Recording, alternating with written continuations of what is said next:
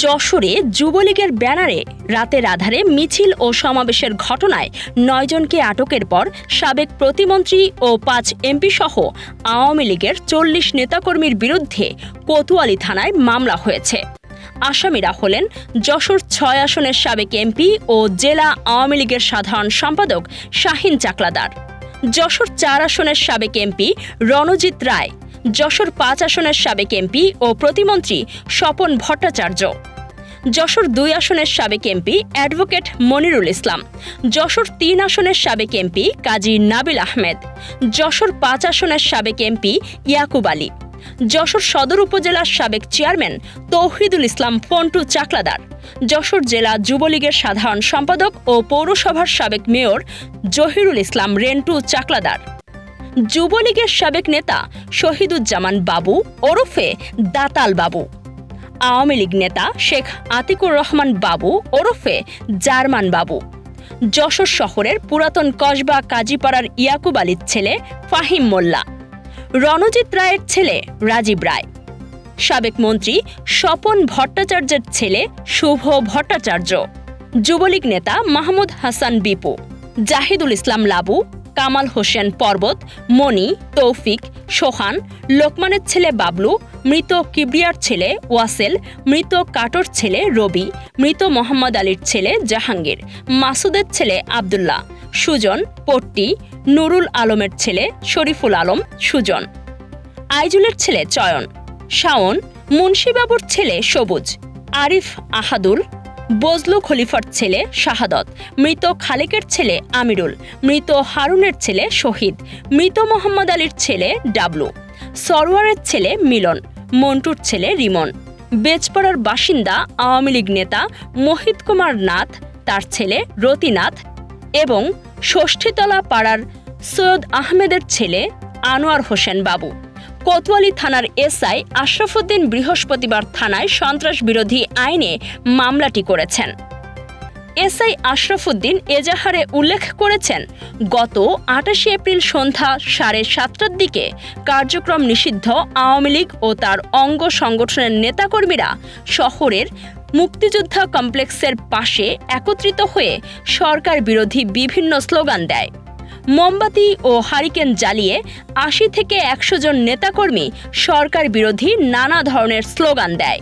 সংবাদ পেয়ে তিনি সেখানে গেলে পুলিশ দেখে আসামিরা ছত্রভঙ্গ হয়ে যায়। এদের মধ্যে প্রথম ১৩ জন এই নিষিদ্ধ সংগঠনের গডফাদার ও অর্থ যোগানদাতা, বাকি ২৭ জন নিষিদ্ধ সংগঠনের সদস্য, সন্ত্রাসী এবং বিভিন্ন অপরাধমূলক কর্মকাণ্ড করে বেড়ায়।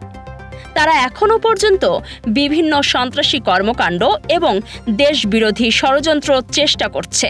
তারা সন্ত্রাস বিরোধী আইনের ধারা ভঙ্গ করায় তাদের বিরুদ্ধে মামলা করা হয়েছে।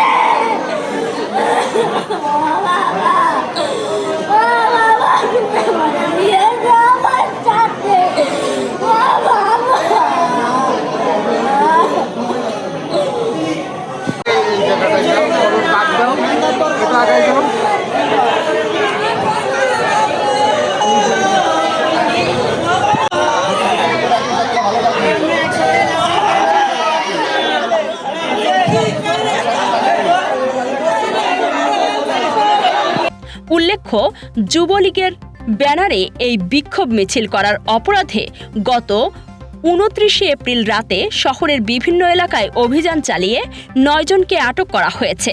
ইতিমধ্যে তাদের বৃহস্পতিবার আদালতে পাঠানো হয়েছে। আদালত তাদেরকে কারাগারে পাঠানোর নির্দেশ দিয়েছেন। মামলায় অজ্ঞাত আরও ৮০ থেকে ১০০ জনকে আসামি করা হয়েছে। রোহিত হোসেন রনির ক্যামেরায় কাজী সাইমা, রাতদিন নিউজ। নির্ভুল রোগ নির্ণয় সঠিক চিকিৎসার প্রথম ধাপ, আর এই নিশ্চিত স্বাস্থ্যসেবার জন্য কুইন্স হসপিটাল কেন আপনার প্রথম পছন্দ হবে। যশোরে আমরাই দিচ্ছি সর্বাধুনিক ও সর্বোচ্চ কোয়ালিটির মেশিনারিজের নিশ্চয়তা, যেখানে এক ছাদের নিচে সুবিশাল ও মনোরম পরিবেশে সব ধরনের পরীক্ষা নিরীক্ষা করা হয়। আপনার ও আপনার পরিবারের সুস্বাস্থ্য নিশ্চিতে কুইন্স হসপিটাল আছে সবসময় আপনারই পাশে।